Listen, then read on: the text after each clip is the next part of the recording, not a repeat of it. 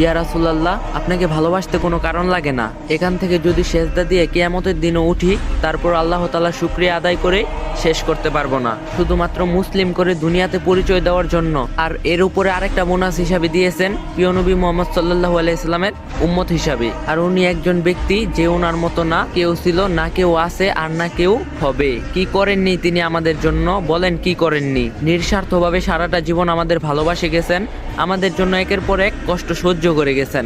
ইয়া রাসূলুল্লাহ সাল্লাল্লাহু আলাইহি সাল্লাম, আপনাকে ভালোবাসতে কোনো কারণ লাগে না, অন্তত আমি আপনাকে ভালোবাসি কোনো কারণ ছাড়া। ইয়া রাসূলুল্লাহ সাল্লাল্লাহু আলাইহি সাল্লাম, আপনাকে মাঝে মাঝে কিছু কথা বলতে মন চায়, কিন্তু বলতে পারি না, কারণ আপনি আমার থেকে অনেক অনেক দূরে। একজন মানুষ ক্রিকেট খেলা পছন্দ করে এবং একজন প্লেয়ারকেও পছন্দ করে, এবং সে হয়তো তার মতো হতে পারবে না, কিন্তু তার মতো খেলার চেষ্টা করে। ইয়া রাসূল, আপনি হলেন আমার জীবনের সিরাত। আপনার মতো হয়তো চলতে পারি না, কিন্তু যতটুকু সম্ভব চেষ্টা করি আপনার অনুসরণ করতে, আপনার মতো চলতে। আজ থেকে 1400 বছর আগে আপনি আমাকে ভাই হিসাবে গণ্য করেছেন। সকল সাহাবীদের সামনে বলেছিলেন, যদি আমি আমার সেই ভাইদের দেখতে পারতাম যারা আমার পরে আমাকে না দেখে বিশ্বাস করবে, আমাকে অনুসরণ করবে। 23টা বছর কষ্ট করেছেন, শরীর দিয়ে রক্ত ঝরিয়েছেন, না খেয়ে পেটে পাথর রেখেছেন, গালি খেয়েছেন, অজস্র যন্ত্রণা সহ্য করতে হয়েছে শুধুমাত্র এই উম্মতদের জন্য।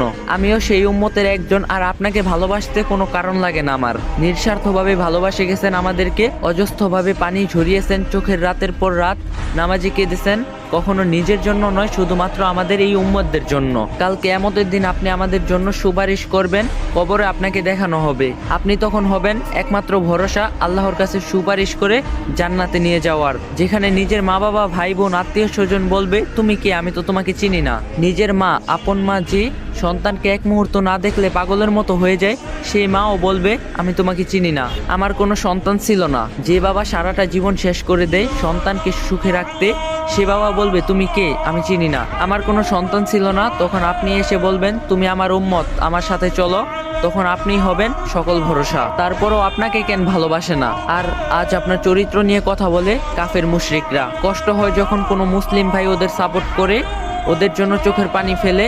একজন কাফেরের মারা গেলে কিছু মুসলিম ভাইয়েরা যেভাবে কান্না করে, তারা নিজের জন্য কখনো আল্লাহর কাছে ক্ষমা চায়নি। ধিক্কার জানাই এদেরকে। এখনো সময় আছে, ফিরে আসুন সেই নবীজি সাল্লাল্লাহু আলাইহি সাল্লামের পথে, যে পথ মহান আল্লাহ তাআলাকে পাওয়া যায়। আর যে একবার আল্লাহ তাআলার রাসূলকে পেয়ে গেছে, তার জীবন আর কোনো কিছুর প্রয়োজন হয়নি। ফিরে আসুন আল্লাহর পথে। তো যদি ভিডিওটা ভালো লাগে, like comment share and copy link করে দিবেন, কারণ ভিডিওগুলো বানাতে অনেক কষ্ট হয়, অনেক।